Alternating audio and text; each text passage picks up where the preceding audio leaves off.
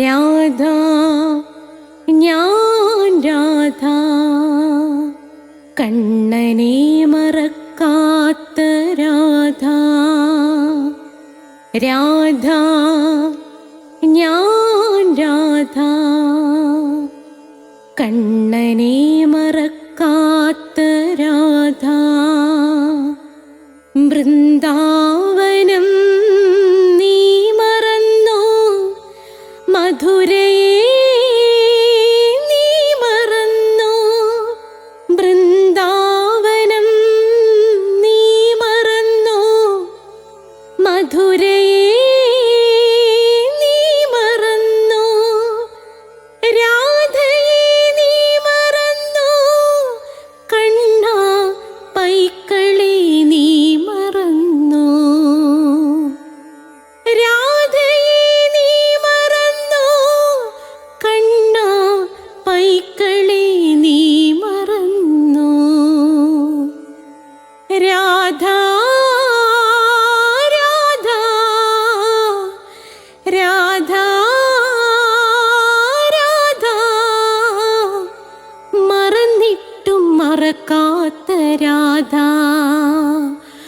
മറന്നിട്ടും മറക്കാത്ത രാധ. രാധേ രാധേ രാധേ രാധേ മറന്നിട്ടും മറക്കാത്ത രാധ. മറന്നിട്ടും മറക്കാത്ത രാധ.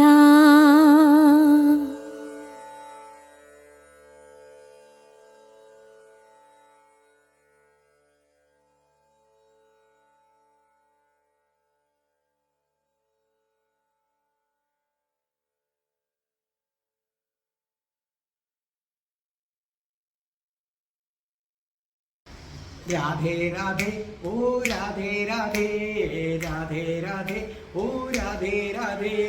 രാധേ രാധേ എന്ന ചാനലിലെ ശ്രീബുദ്ധന്റെ കഥകളിലേക്ക് സ്വാഗതം.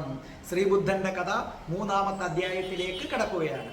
പുതിയതായിട്ട് സബ്സ്ക്രൈബ് ചെയ്തവർ പ്ലേലിസ്റ്റ് എടുത്താൽ 1ഉം 2ഉം അധ്യായം നിങ്ങൾക്ക് കിട്ടുന്നതാകുന്നു. അതേ കണക്ക് തന്നെ എൻ്റെ അടുത്ത് വീട്ടമ്മമാരൊരു അഭ്യർത്ഥന നടത്തി, സാറ് എല്ലാ വീഡിയോയും 12 മണിക്ക് റിലീസ് ചെയ്താൽ ഉപകാരമായി. കാരണം സാറിൻ്റെ വീഡിയോ കേട്ടുകൊണ്ടാണ് ഞങ്ങൾ പാചകം ചെയ്യുന്നത്. 2 മണിയാകുമ്പം ജോലിയൊക്കെ തീർത്ത് ഉണ്ടിട്ടൊന്ന് കിടക്കുന്ന സമയമായിരിക്കും, ചിലപ്പോൾ ഉറങ്ങിപ്പോകും. പിന്നെ എഴുന്നേറ്റ് കഴിഞ്ഞാൽ ഹസ്ബൻഡും മക്കളും ഒക്കെ സ്കൂൾ വിട്ട് വരാൻ സമയമായി. അപ്പോൾ സാറ് 12 മണിക്കാക്കിയാൽ ഉപകാരമായി എന്ന് പറഞ്ഞു. അപ്പം ഈ വീട്ടമ്മമാരും അമ്മമാരും ഒക്കെയാണ് ഇതിൻ്റെ ബലമെന്ന് പറയുന്നത് എൻ്റെ ചാനലിൻ്റെ. പിന്നെ ഇപ്പോൾ കുറേ അച്ഛന്മാരും ഒക്കെ ഉണ്ട്. അപ്പോൾ അതുകൊണ്ട് നിങ്ങളുടെ അഭ്യർത്ഥനയെ മാനിച്ചുകൊണ്ട് ഇനി തൊട്ട് എല്ലാ തിങ്കളാഴ്ചയും 12 മണിയാകുമ്പോൾ നാരായണീയം, എല്ലാ ചൊവ്വാഴ്ച ദിവസവും 12 മണിയാകുമ്പോൾ രാധയുടെ പ്രണയം, ബുധനാഴ്ച ശ്രീബുദ്ധൻ, വ്യാഴാഴ്ച അഷ്ടപതി, വെള്ളിയാഴ്ച ബുദ്ധൻ്റെ ധർമ്മപദം. സ്പോക്കൺ ഇംഗ്ലീഷ് ക്ലാസ്സുകൾ വൈകുന്നേരം 5 മണിക്കായിരിക്കും ഞാൻ റിലീസ് ചെയ്യുന്നത്. ഇതിനകത്ത് നിങ്ങൾക്ക് പുതിയതായി സബ്സ്ക്രൈബ് ചെയ്യുന്നവർ ജ്യോതിഷമുണ്ട്. ജ്യോതിഷം ഓരോ മാസത്തിൽ ജനിച്ചവരുടെ ഫലങ്ങൾ, നക്ഷത്ര ഫലങ്ങൾ, അതേ കണക്ക് സ്പോക്കൺ ഇംഗ്ലീഷ് ഉണ്ട്. സ്പോക്കൺ ഇംഗ്ലീഷ് ഞാൻ പുതിയ 2 വീഡിയോ ഇട്ട് കഴിഞ്ഞിരിക്കുകയാണ്. കഴിഞ്ഞ വെള്ളിയാഴ്ച ഫ്രൈഡേയും സാറ്റർഡേയുമായിട്ട് ഞാൻ സ്പോക്കൺ ഇംഗ്ലീഷിൻ്റെ 9-ാം അധ്യായവും 10-ാമത്തെ അധ്യായവും ഇട്ട് കഴിഞ്ഞു. ഇംഗ്ലീഷ് സംസാരിക്കാൻ നിങ്ങൾക്ക് ഏറ്റവും അത്യാവശ്യം വേണ്ടത് വൊക്കാബുലറിയാണ്. വൊക്കാബുലറി ഉണ്ടെങ്കിൽ സുഖമായിട്ട് ഇംഗ്ലീഷ് സംസാരിക്കാം. കോവളത്ത് കപ്പലണ്ടിക്കാരനൊക്കെ അങ്ങനെ സംസാരിക്കുന്നത്, വെറും വൊക്കാബുലറി വെച്ചിട്ടാണ് അവൻ സംസാരിക്കുന്നത്. അത് നല്ല ഹൈ സ്റ്റാൻഡേർഡ് ആൾക്കാർ ഉപയോഗിക്കുന്ന വൊക്കാബുലറികൾ ഞാൻ കൊടുത്തിട്ടുണ്ട്. അതേ കണക്ക് നിങ്ങൾക്ക് എല്ലാവർക്കും ഇംഗ്ലീഷ് ന്യൂസ് പേപ്പർ വായിക്കാൻ ആഗ്രഹം കാണും. അപ്പോൾ അതെന്നോട് പലരും പറഞ്ഞിട്ടുണ്ട്. അപ്പോൾ ഇംഗ്ലീഷ് ന്യൂസ് പേപ്പറിൽ വരുന്ന വാക്കുകൾ പ്രത്യേകമായിട്ട് ഞാൻ വീഡിയോ ഉടൻ ഇറക്കുന്നുണ്ട്. അപ്പോൾ നിങ്ങൾ ആ ന്യൂസ് പേപ്പർ വൊക്കാബുലറി നിങ്ങൾ കേട്ട് കഴിഞ്ഞാൽ നിങ്ങൾക്കും മറ്റുള്ളവരെ പോലെ അന്തസ്സായിട്ട് ഇംഗ്ലീഷ് ന്യൂസ് പേപ്പർ എടുത്തു വെച്ച് വായിക്കാൻ സാധിക്കും. ഇതിനകത്ത് കഠിന കൃഷ്ണഭക്തനായ ഞാൻ എങ്ങനെ രാധാഭക്തനായി എന്നൊരു വീഡിയോ ഉണ്ട്. നിശ്ചയമായിട്ടും നിങ്ങളത് കണ്ടിരിക്കണം. അപ്പം പിന്നെ അതിനകത്ത് ഒരുപാടുണ്ട്. നമ്മൾ ഹിന്ദുക്കൾ അറിയേണ്ടവയുണ്ട്. ഒരിടത്തൊരിടത്തൊരു അച്ഛനുണ്ടായിരുന്നു എന്ന വീഡിയോ ഉണ്ട്. അതേ കണക്ക് തന്നെ പ്രണയം എങ്ങനെ നമ്മൾ വിജയിക്കും, അത് പ്രണയിക്കുന്നവരെക്കാൾ ഉപരി അവരുടെ മാതാപിതാക്കളാണ് അത് അത്യാവശ്യമായിട്ട് കാണേണ്ടത്. പ്രത്യേകിച്ചും നിങ്ങളുടെ പെൺമക്കൾ ദൂരെ എവിടെയെങ്കിലും ആണെങ്കിൽ അപ്പോൾ നമ്മൾ ശ്രീബുദ്ധനിലേക്ക് കടക്കുകയാണ്. നമുക്ക് പ്രാർത്ഥിച്ചിട്ട് തുടങ്ങാം. ഓം രാധായൈ സ്വാഹ. രാധേ രാധേ ഓ രാധേ രാധേ രാധേ രാധേ ഓ രാധേ രാധേ രാധേ രാധേ ഓ രാധേ രാധേ രാധേ രാധേ ഓ രാധേ രാധേ രാധേ രാധേ ഓ രാധേ രാധേ രാധേ രാധേ ഓ രാധേ രാധേ. ബർസാനെ വാലി രാധാറാണി കി ജയ്. എൻ്റെ മാതാവ്, നമ്മുടെ മാതാവ് രാധാറാണി കി ജയ്. എനിക്ക് സർവ്വ ഐശ്വര്യങ്ങളും വാരിക്കോരി തരുന്ന എൻ്റെ പൊന്ന് രാധാറാണി അമ്മ കി ജയ്. എന്നെ സർവ്വ രോഗങ്ങളിൽ നിന്നും മോചിപ്പിച്ചു തരുന്ന രാധാറാണി അമ്മ കി ജയ്. എനിക്ക് സർവ്വവിധ പാപങ്ങളിൽ നിന്നും എന്നെ മോചിപ്പിച്ച് എനിക്ക് സർവ്വ ഐശ്വര്യങ്ങളും നൽകുന്ന രാധാറാണി അമ്മ കി ജയ്. നമുക്ക് ശ്രീബുദ്ധനിലേക്ക് കടക്കാം. കഴിഞ്ഞ എപ്പിസോഡ് ശ്രീബുദ്ധനോട് അദ്ദേഹം ബുദ്ധനായി കഴിഞ്ഞപ്പോൾ അദ്ദേഹത്തിൻ്റെ ശിഷ്യന്മാർ ചോദിക്കുകയാണ്, ഭഗവാനേ, അങ്ങയുടെ വിവാഹ സമയത്ത് എന്തുകൊണ്ടാണ് യശോദര കസവു പതിച്ച കറുത്ത തുണി ധരിച്ചിരിക്കുന്നത്? എന്തുകൊണ്ടാണ് ഭഗവാനെ യശോദരയ്ക്ക് ഇത്രമാത്രം ഗർവ് കടന്നുകൂടിയത്? എന്തുകൊണ്ടാണ് ഭഗവാനെ യശോദരയ്ക്ക് മറ്റ് സ്ത്രീകളെക്കാൾ ഒരല്പം പ്രത്യേകത, തൻ്റെ ഇടം, ഇതൊക്കെ ഉള്ളത് എന്തുകൊണ്ടാണ് ഭഗവാനെ എന്ന് ചോദിച്ചു. അത് ചോദിച്ചു കഴിഞ്ഞപ്പോൾ ശ്രീബുദ്ധനൊന്ന് പുഞ്ചിരിച്ചു. ആ പുഞ്ചിരി ഒരു സന്യാസിയുടേതായിരുന്നില്ല. ആ സമയത്ത് ശ്രീബുദ്ധനൊന്ന് ധ്യാനത്തിൽ മുഴുകി. ആ ധ്യാനത്തിൽ ഒരു പുലിയുടെ അലർച്ച കേട്ടു. അതെ, ഒരു പുലിയുടെ അലർച്ച. ആ അലർച്ച അവിടെ മാകം മുഴങ്ങി. ശിഷ്യന്മാർ വരെ ആ അലർച്ച കേട്ടു. അവരമ്പരന്നു പോയി. ബുദ്ധൻ കണ്ണു തുറന്നിട്ട് പറഞ്ഞു, നിങ്ങളും എല്ലാം ആ പുലിയുടെ അലർച്ച കേട്ടു ഇല്ലേ? അവർ പറഞ്ഞു, അതേ, ഞാൻ എൻ്റെ പൊയ്പോയ ജന്മത്തെ ആവാഹിക്കുകയായിരുന്നു, അതുകൊണ്ടാണ് കേട്ടത്. അപ്പൊ ശിഷ്യന്മാർ ചോദിച്ചു, അല്ല, അതും പുലിയുടെ ശബ്ദവുമായിട്ട് എന്താണ് ബന്ധം? അപ്പോൾ ശ്രീബുദ്ധൻ പറഞ്ഞു, നിങ്ങൾക്കറിയുമോ, ഞാൻ വളരെ പണ്ടൊരു ജന്മത്തിൽ ഞാനൊരു പുലിയായി ജനിച്ചു. വളരെ ക്രൂരനായ ഒരു പുലി. ഹിമാലയ പർവ്വതത്തിൻ്റെ താഴെയുള്ള കാടുകളിലാണ് ഞാൻ അലഞ്ഞ് നടന്നിരുന്നത്. ആ സമയത്ത് എൻ്റെ മുന്നിൽ മാനുകൾ വന്നുപെട്ടാൽ ഞാൻ ചാടി വീണ് ഭക്ഷിക്കുമായിരുന്നു. മനുഷ്യൻ വന്നുപെട്ടാൽ ഞാൻ ചാടി വീണ് ഭക്ഷിക്കുമായിരുന്നു. എന്നും മനുഷ്യനെയും മാൻപേടകളെയും തിരക്കി ഞാൻ ഇറങ്ങുമായിരുന്നു. വല്ലാത്ത ഒരു ക്രൂരനായിരുന്നു ആ ജന്മം ഞാൻ. ബുദ്ധൻ്റെ ശിഷ്യന്മാര് അത്ഭുതപ്പെട്ട് നോക്കിയിരിക്കുകയാണ്. അപ്പോൾ പറഞ്ഞു, എന്നോടത്തിങ്ങനെ ഇര തേടാൻ വേറെയും പുലികൾ വരുമായിരുന്നു. അങ്ങനെ ഈ പുലികളുമൊത്ത് ഞങ്ങളിങ്ങനെ ഇരകളെ തേടി നടക്കും. ഇരകൾ വന്നാൽ ഞങ്ങൾ ചാടി വീഴും. ഒരു നിമിഷം ബുദ്ധനൊന്ന് നിർത്തിയതിനു ശേഷം തൻ്റെ ശിഷ്യന്മാരുടെ മുഖത്തേക്ക് നോക്കിയിട്ട് പറഞ്ഞു, നോക്കൂ, ചൂരൽ പൊന്തകളിലും കാട്ടാറിൻ്റെ തീരങ്ങളിലുമൊക്കെ വെച്ച് ഞാനൊരു പെൺപുലിയെ കണ്ടുമുട്ടുമായിരുന്നു.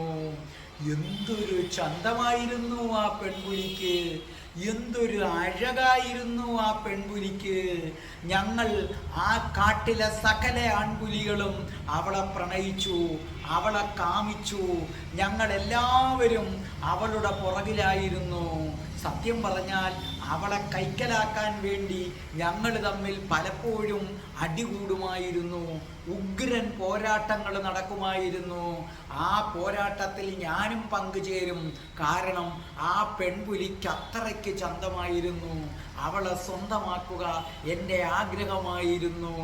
ആ യുദ്ധത്തിൽ എനിക്ക് കഠിനമായ പരിക്കേക്കും. മറ്റു പുലികളുടെ നഖങ്ങൾ കൊണ്ടുള്ള പരുക്ക്, പല്ലുകൾ കൊണ്ടുള്ള പരുക്ക്, ഇത് എല്ലാ പുലികൾക്കുമേക്കും എനിക്കുമേക്കുമായിരുന്നു. പക്ഷേ ആ പെൺപുലി ഉണ്ടല്ലോ, ആ പെൺപുലിക്ക് മറ്റാരെക്കാട്ടിയും ഇഷ്ടം എന്നോടൊപ്പമായിരുന്നു. ഞാൻ ഒരിടത്ത് മാറിയിരുന്ന് എൻ്റെ മുറിവുകളൊക്കെ ഇങ്ങനെ നക്കി ഉണക്കും. കാരണം ഇവളുടെ പുറവിന് മറ്റു പുലികൾ ചെല്ലുമ്പോൾ എനിക്ക് സഹിക്കില്ല. അപ്പം ഞാൻ അവരെ അവിടുന്ന് മാറ്റാൻ ശ്രമിക്കും. അപ്പോൾ അവർ എന്നെ ആക്രമിക്കും. അങ്ങനെ ഞങ്ങൾ തമ്മിൽ പൊരിഞ്ഞ യുദ്ധം നടക്കും. ഇതെല്ലാം അവൾ നോക്കിക്കൊണ്ട് നിൽക്കുമായിരുന്നു. ആ യുദ്ധം കഴിഞ്ഞ് ഞാൻ തന്നെ ജയിക്കും. പക്ഷേ എനിക്ക് നല്ല പരിക്കുകൾ പറ്റും. അപ്പം ഞാൻ ചെന്നിട്ട് എൻ്റെ ദേഹം മുഴുവനും ഇങ്ങനെ നക്കി ഉണക്കും. അങ്ങനെ നക്കി ഉണക്കുമ്പോൾ ഞാനിപ്പോഴും വ്യക്തമായിട്ട് ഓർക്കുന്നു, ദൂരെ ദൂരെ ഒരു വേപ്പുണ്ട്. ആ വേപ്പിൻ്റെ ചുവട്ടില് ഈ പെൺപുലി അങ്ങനെ നിൽക്കും. അവൾ വളരെ വേദനയോടെ, വളരെ ദയനീയമായിട്ട് എന്നെ തന്നെ നോക്കുമായിരുന്നു. അവൾ അസാധാരണ മിടുക്കിയാണ്. ആ പെൺപുലി ഭയങ്കര തൻ്റേടിയാണ്. അവൾ ആരെയും വകവയ്ക്കില്ല. പക്ഷേ എന്നെ കാണുമ്പോൾ അവളുടെ കണ്ണുകളിൽ ഒരു തുടിപ്പുണ്ടായിരുന്നു. അവളുടെ മുഖമൊന്ന് ചുവന്നു തുടുക്കുമായിരുന്നു. എന്നോട് മാത്രമാണ് അവൾക്ക് അനുകമ്പ ഉണ്ടായിരുന്നത്. മറ്റു മൃഗങ്ങളുടെ ഇടയിലൂടെ നടന്നവൾ വരും. എന്നിട്ട് മറ്റു മൃഗങ്ങളുടെ നേർക്ക് ശകാരിക്കുന്ന മട്ടിൽ അവൾ മുറുമുറുക്കി തൻ്റെ പ്രതിഷേധം രേഖപ്പെടുത്തും എന്നെ ആക്രമിച്ചതിൽ. എന്നിട്ട് അവൾ എൻ്റെ അരികിലേക്ക് വരും. പ്രണയത്തോടെ എന്നെ നോക്കുമായിരുന്നു.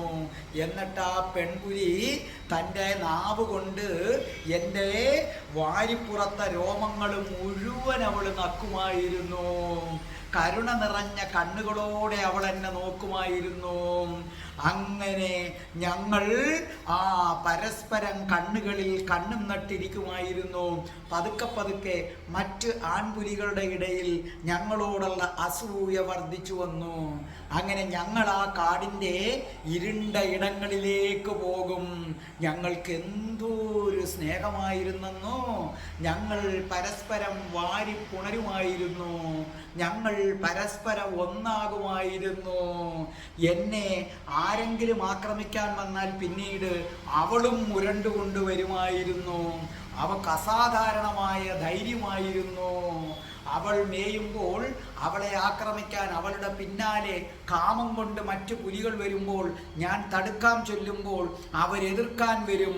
അപ്പോൾ ഈ പെൺപുലിയും എൻ്റെ കൂടെ ചേരും അവരെ എതിർക്കാനായിട്ട്. അങ്ങനെ ക്രമേണ മറ്റുള്ളവരുടെ എതിർപ്പുകൾ അടങ്ങി അടങ്ങി അടങ്ങി വന്നു. അങ്ങനെ ഞങ്ങൾ രണ്ടുപേരും ആ കാട്ടിൽ ഇണപരിയാതെ ജീവിച്ചു വന്നു. ആ പെൺപുലിക്ക് എന്തുകൊണ്ടാണ് ഇത്ര ചന്തം? മറ്റു പുലികൾക്കൊന്നുമില്ലാത്ത ചന്തം എങ്ങനെയാണ് ഇവൾക്ക് വന്നത്? അതേ, അതിനൊരു പ്രത്യേക കാരണമുണ്ട്. മറ്റൊരു പുലികൾക്കും ഇല്ലാത്തതാ പോലെ അവളുടെ തോല് കറുത്തതായിരുന്നു. ആ കറുത്ത തോലിൽ ഇടയ്ക്കിടെ വരപോലെ കസവ് പുള്ളികളുണ്ടായിരുന്നു. സാധാരണ പുലികളെപ്പോലെ ആയിരുന്നില്ല അവള്. അവളുടെ സംബന്ധിച്ചിടത്തോളം ആ പെൺപുലിയുടെ തോല് നന്നായി കറുത്തതായിരുന്നു. ആ കറുത്ത തോലിനകത്ത് ഇടയ്ക്കിടെ വരകളുണ്ടായിരുന്നു. വര പോലെ കസവ് പുള്ളികളുണ്ടായിരുന്നു. അവളുടെ കറുത്ത അഴകും കസവിൻ്റെ തിളക്കവുമാണ് മറ്റു പുലികൾ അവളെ കാമിക്കാൻ ഇടയാക്കിയത്. അതുകൊണ്ടായിരുന്നു അവൾക്ക് ഇത്ര ചന്തം. അതിനുശേഷമാണ് അവൾക്ക് അതിനോട് ഇത്ര താല്പര്യം തോന്നിയത്. അതുകൊണ്ടാണ് യശോദ കല്യാണത്തിന് വന്നപ്പോൾ കസവ് പതിച്ച കറുത്ത തുണി ധരിച്ചിരിക്കുന്നത്. അവൾ ആ പഴയ പെൺപുലിയായിരുന്നു. ആ പെൺപുലിയുടെ ശൗര്യം അവൾക്കിപ്പോഴും ഉണ്ട്.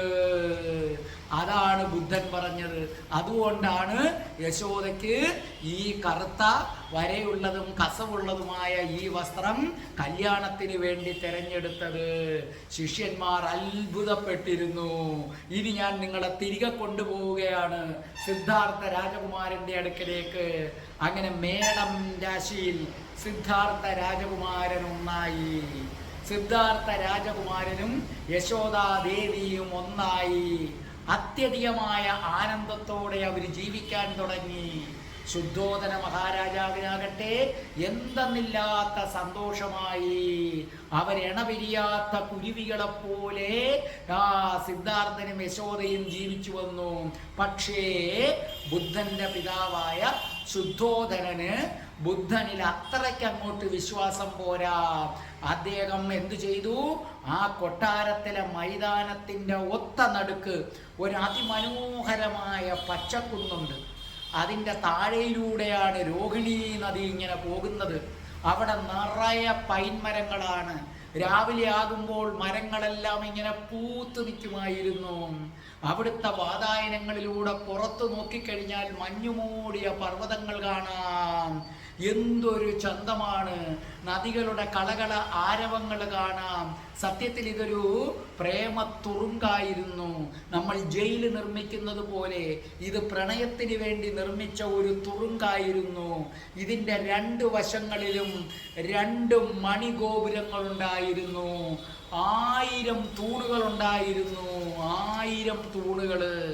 അങ്ങനെയുള്ള നടപ്പുര ഉണ്ടായിരുന്നു. 1000 തൂണുകളുള്ള നടപ്പുര. ആ തൂണുകളിൽ പഴയ കഥകൾ കൊത്തിവെച്ചിരുന്നു. അവിടെ ഉണ്ടായിരുന്ന ശില്പങ്ങൾ എന്തൊക്കെയാണെന്നറിയാമോ? ഏറ്റവും പ്രധാനം രാധയുടെയും കൃഷ്ണന്റെയും അനുരാഗ കഥകളാണ്. രാധയുടെയും കൃഷ്ണന്റെയും ലീലകൾ ഗോപികമാര് ഒളിഞ്ഞു നിന്ന് നോക്കുന്ന ചിത്രങ്ങളും അതിനകത്ത് കൊത്തിവെച്ചിരുന്നു. അനുരാഗ കഥകൾ കൊണ്ട് അവിടെ നിറഞ്ഞിരുന്നു. കാരണം അനുരാഗത്തിൽ സിദ്ധാർത്ഥനെ തളച്ചിടാനാണ് ശുദ്ധോദനൻ ആഗ്രഹിച്ചത്. അതിൻ്റെ പടികൾ വീടിൻ്റെ പടികൾ നിർമ്മിച്ചിരിക്കുന്നത് നീലക്കന്മതീയത്തിലും ചന്ദ്രകാന്തം രത്നം കൊണ്ടുമാണ് നിർമ്മിച്ചിരിക്കുന്നത്. അതീവ സൗന്ദര്യമുള്ള പരിചാരകരെ മാത്രമേ നിയമിക്കത്തുള്ളായിരുന്നു. സുന്ദരികളെ കൊണ്ട് അവിടെ നിറഞ്ഞു കവിയുകയായിരുന്നു. കൊട്ടാരത്തിലെ നർത്തകിമാരുണ്ടായിരുന്നു. അതേ കണക്ക് ഭക്ഷണം വിളമ്പാൻ സുന്ദരിമാര്, പാനീയം സിദ്ധാർത്ഥന് കൊടുക്കാൻ സുന്ദരിമാര്, തരുണികളായ യുവതികളെ കൊണ്ട് നിറഞ്ഞു. ശുദ്ധോദനൻ കൽപ്പിച്ചു, ഇവിടെ ഈ കൊട്ടാരത്തിൽ ആരും വാർദ്ധക്യത്തിന്റെ കഥ മിണ്ടിപ്പോകരുത്. ഏതെങ്കിലും ഒരു നർത്തകി നൃത്തമാടുമ്പോൾ കുഴഞ്ഞു വീണാൽ അവരെ അപ്പോഴേ ഈ കൊട്ടാരത്തിൽ നിന്ന് പറഞ്ഞു വിടണം. ക്ഷീണത്തിന്റെ ഒരംശം പോലും സിദ്ധാർത്ഥൻ കാണാൻ ഇടവരരുത്. രോഗമുള്ളവരെ എങ്ങും കാണരുത്. വേദന അനുഭവിക്കുന്നവരെ ഇതിലേക്ക് കടത്തിവിടരുത്. കണ്ണുനീരൊഴുക്കുന്നവർക്ക് ഇവർക്കൊന്നും കൊട്ടാരത്തിൽ പ്രവേശനമില്ല. സിദ്ധാർത്ഥൻ താമസിക്കുന്ന ഈ കൊട്ടാരത്തിന്റെ വഴിയെ ശവങ്ങൾ കൊണ്ടുപോകാൻ പാടില്ല. മരിച്ചവന്റെ ബന്ധുക്കൾ ഉറക്ക നിലവിളിക്കാൻ പാടില്ല. ശവം ദഹിപ്പിക്കുന്ന പുക മുകളിലേക്ക് ആകാശത്തേക്ക് ഉയരാൻ പാടില്ല. കാരണം സിദ്ധാർത്ഥൻ കാണും. ഇതൊക്കെ കണ്ടു കഴിഞ്ഞാൽ സിദ്ധാർത്ഥൻ ഒരു പക്ഷേ തൻ്റെ രാജകീയമായ സുഖസൗകര്യങ്ങൾ ഉപേക്ഷിച്ചിട്ട് പോകും. ഈ വക കാര്യങ്ങൾ ആരും സംസാരിക്കാൻ പാടില്ല.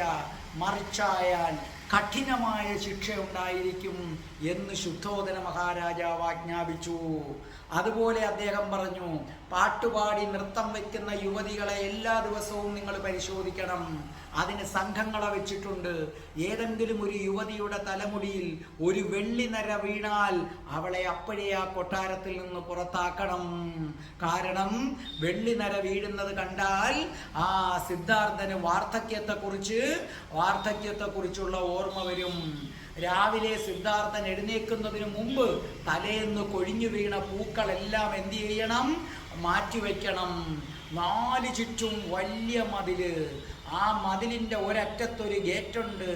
അത് 50 ആളുകൾ ഒത്തുചേർന്ന് പിടിച്ചാൽ മാത്രമേ തുറക്കാൻ പറ്റൂ. അത്രയ്ക്ക് വലിയ ഗേറ്റാണ്. ആ വാതിൽ തുറന്നു കഴിഞ്ഞാൽ ഏതാണ്ട് 1/2 യോജന വരെ ദൂരത്തിൽ അതിൻ്റെ ശബ്ദം കേൾക്കാൻ പറ്റും. അത് വിലങ്ങ് വെച്ചും വലിയ താഴിട്ടും അടച്ചിരിക്കുകയാണ്. ആ വാതിലിന് ചുറ്റും കാവൽക്കാരാണ്. ഇതിലൂടെ ആരെയും കടത്തിവിടരുത്. ഇവിടെ നിന്ന് ആരെയും പുറത്തേക്കും വിടരുത്. സിദ്ധാർത്ഥനെ പോലും പുറത്തേക്ക് വിടാൻ പാടില്ല. അവൻ പുറം ലോകം കാണരുത്. സിദ്ധാർത്ഥനെ രാജാവാക്കിയേ മതിയാകൂ. മറിച്ച് സംഭവിച്ചാൽ വധശിക്ഷ ഉണ്ടാകും. അങ്ങനെ സിദ്ധാർത്ഥനെ പുറം ലോകത്ത് നിന്ന് മാറ്റി നിർത്തുകയായിരുന്നു ശുദ്ധോദനൻ. രാജ്യം ഉപേക്ഷിച്ച് സന്യാസിയാകുമെന്നുള്ള പേടിയിലാണ് ഇതൊക്കെ ചെയ്തത്. ഒരു ദിവസം നമ്മുടെ ശ്രീബുദ്ധനും തോഴിമാരും യശോദയുമൊത്തിങ്ങനെ ഇരിക്കുകയാണ്. ആ സമയത്ത് പൂന്തോട്ടത്തിൽ ഇരിക്കുകയാണ്. ചിത്ര എന്ന തോഴിയോട് പുറം ലോകത്തെക്കുറിച്ച് ചോദിച്ചു. ഇതിനപ്പുറമായിട്ടൊരു ലോകമുണ്ടോ ചിത്രേ? അപ്പൊ ചിത്ര പറഞ്ഞു, പൊന്നു തമ്പുരാനെ, ഇതിനപ്പുറമായിട്ടൊരു ലോകമുണ്ട്. ആ ലോകത്ത് എന്തൊക്കെയുണ്ട് ചിത്രേ? ആ ലോകത്ത് ഒരുപാട് മനുഷ്യരുണ്ട്.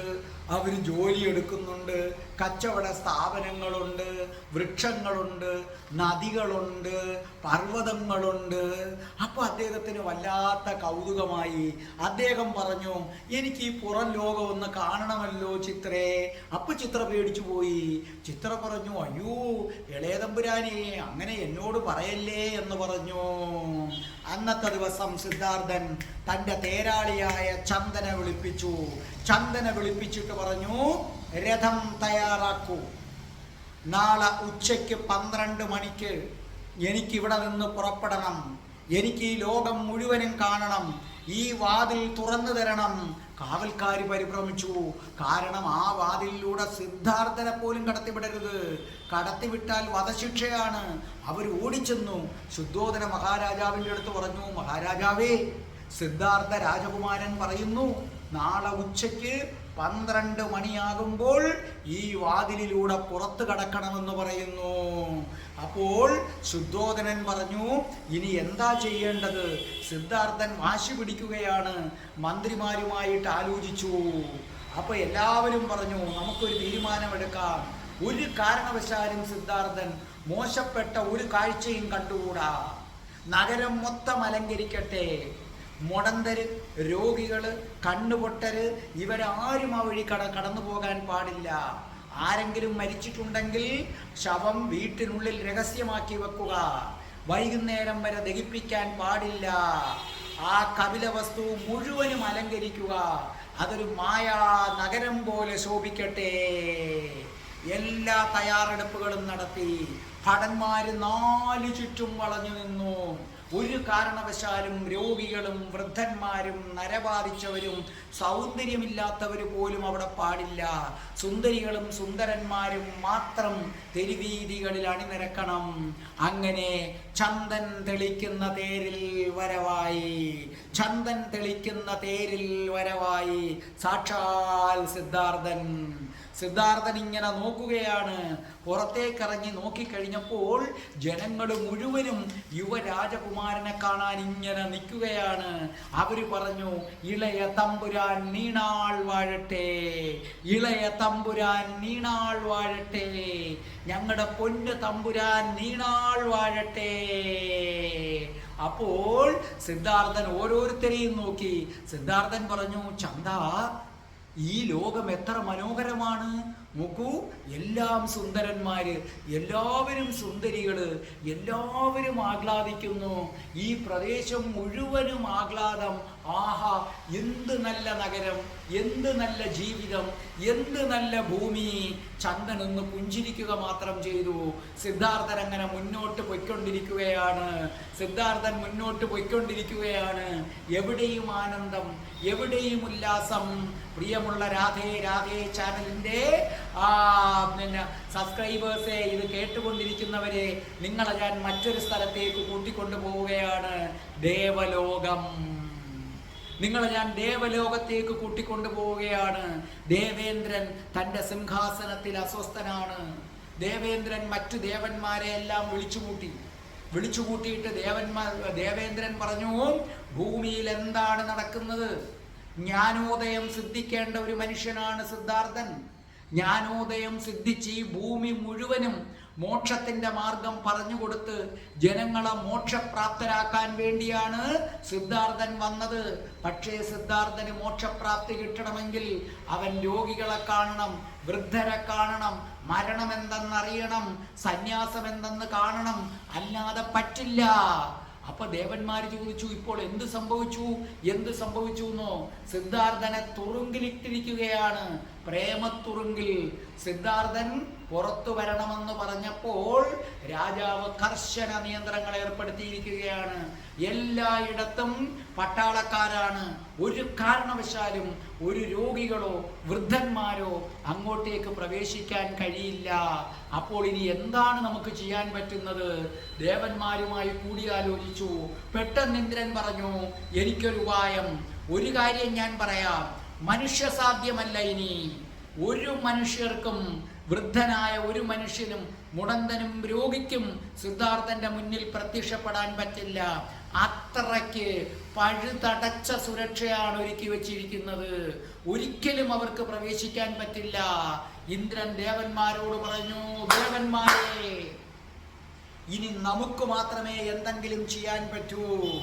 വരൂ, ഞാൻ പറയുന്നത് പോലെ നിങ്ങൾ കേൾക്കണം. നമുക്ക് ഭൂമിയിലേക്ക് പോകാം. അങ്ങനെ ദേവേന്ദ്രനും മറ്റു ദേവന്മാരും എല്ലാവരും കൂടെ ചേർന്ന് ഭൂമിയിലേക്ക് എത്തി. ഭൂമിയിലേക്ക് വന്നു. അവർ അദൃശ്യരായിട്ട് നടന്നു. അപ്പോൾ സിദ്ധാർത്ഥന്റെ രഥമിങ്ങനെ വരികയാണ്. ആ രഥമിങ്ങനെ വന്നു കഴിഞ്ഞപ്പോൾ സാക്ഷാൽ ദേവേന്ദ്രൻ അദൃശ്യനായി സിദ്ധാർത്ഥന്റെ കൂടെ സഞ്ചരിക്കുന്നു.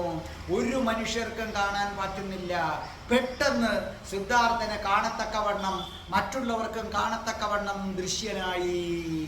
ദൃശ്യനായപ്പോൾ അദ്ദേഹം ഒരു രോഗിയുടെ ഭാവമാണ് സ്വീകരിച്ചത്. ഭയങ്കരമായ ജ്വരം ബാധിച്ച ഒരു രോഗി. ആ രോഗിയുടെ ഭാവത്തിൽ നടന്ന് സിദ്ധാർത്ഥ രാജകുമാരന്റെ അടുക്കലെത്തി. അപ്പൊ സിദ്ധാർത്ഥ രാജകുമാരൻ പറഞ്ഞു, അയ്യോ, ഇതാരാണ്? പെട്ടെന്നാണ് കാവൽക്കാർ കണ്ടത്. അവരമ്പരന്ന് പോയി. എങ്ങനെ? നമ്മുടെ കാവലുണ്ട്, ഇത് തെറ്റിച്ചെങ്ങനാണ് വന്നത്? അവർ ഓടി വന്നു ഈ രോഗിയായ ദേവേന്ദ്രനെ പിടിച്ചു മാറ്റാൻ പോയപ്പോൾ സിദ്ധാർത്ഥൻ പറഞ്ഞു, നിക്ക് നിക്ക് നിക്ക് നിക്ക് നിക്ക്, നിങ്ങൾ എല്ലാവരും മാറി നിൽക്കൂ, നിങ്ങൾ നിങ്ങളുടെ യഥാസ്ഥാനത്തേക്ക് പോകൂ. അപ്പോൾ അദ്ദേഹം തേരാളിയായ ചന്ദനോട് ചോദിച്ചു, ചന്ദ, ഇതാരാണ് ചന്ദ?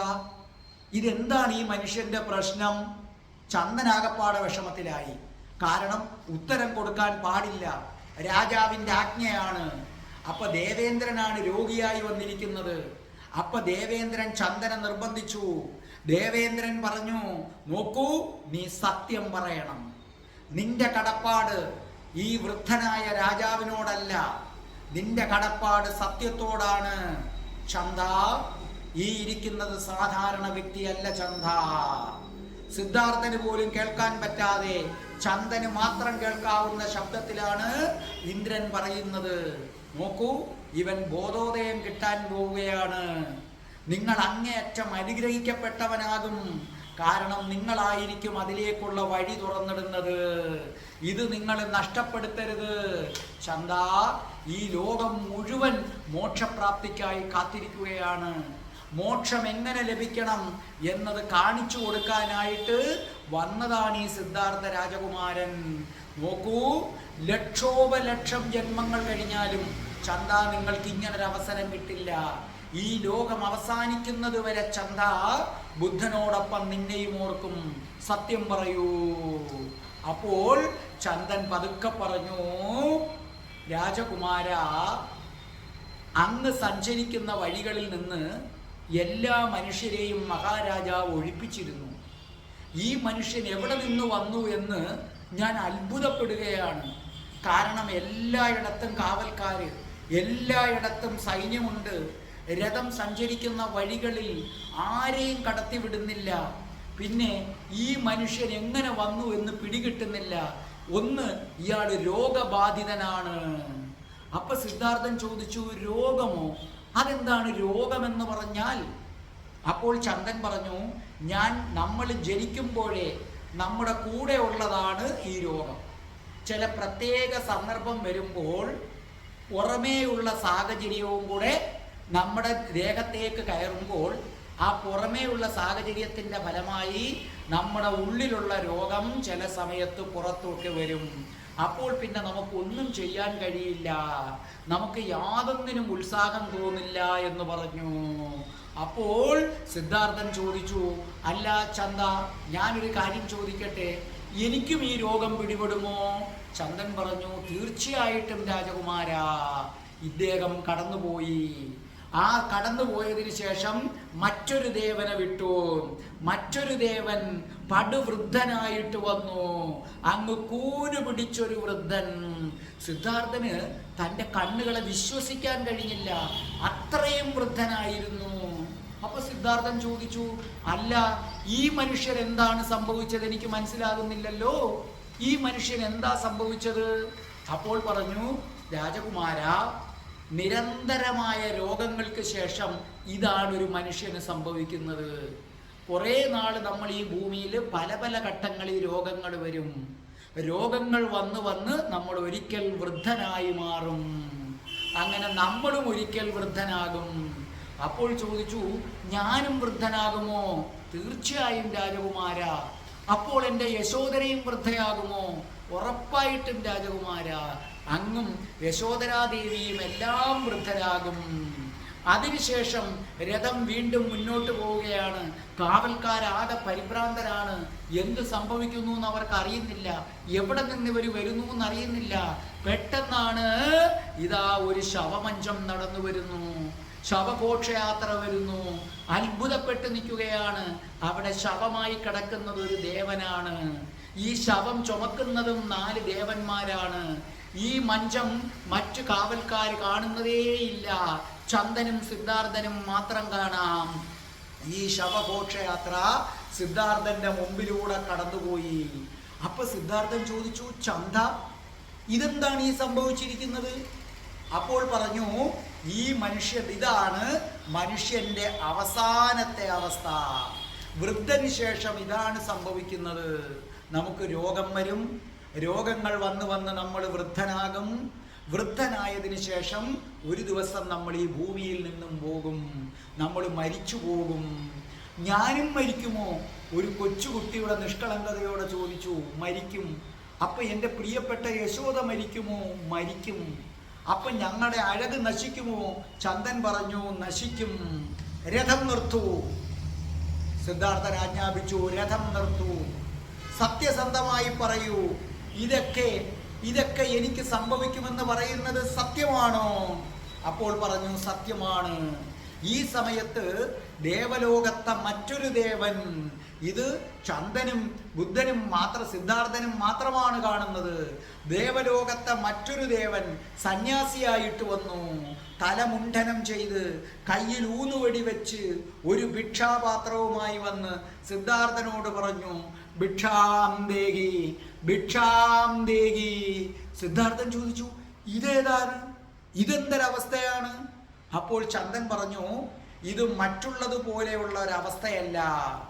ഇത് ജീവിതത്തിൻ്റെ ദുരിതങ്ങളും കഷ്ടപ്പാടുകളും രോഗങ്ങളും വേദനകളും പീഡകളും വാർദ്ധക്യവും, അങ്ങനെ ജീവിതത്തിൻ്റെ അർത്ഥമില്ലായ്മ മനസ്സിലാക്കുന്നു ബുദ്ധിമാനായ മനുഷ്യൻ. ജീവിതത്തിൻ്റെ അർത്ഥമില്ലായ്മ മനസ്സിലാക്കിയിട്ട് മരണമില്ലാത്ത ഒരു ലോകമുണ്ടോ? വൃദ്ധരാകാത്ത ഒരു ലോകമുണ്ടോ? രോഗങ്ങൾ വരാത്ത ഒരു ലോകമുണ്ടോ എന്ന് അന്വേഷിക്കുന്ന സത്യാന്വേഷികളെ രാജകുമാര, സന്യാസിമാരെന്ന് പറയും. അവർ ഈ ജീവിതത്തെ ഇഷ്ടപ്പെടുന്നില്ല. അവരിതിനെ ഉപേക്ഷിച്ചിട്ട് സത്യസന്ധമായ ലോകം, മരണമില്ലാത്ത ലോകം, അത് തേടിയുള്ള യാത്രയാണ്. സിദ്ധാർത്ഥൻ ഒരു നിമിഷം സ്തംഭിച്ചു നിന്നു.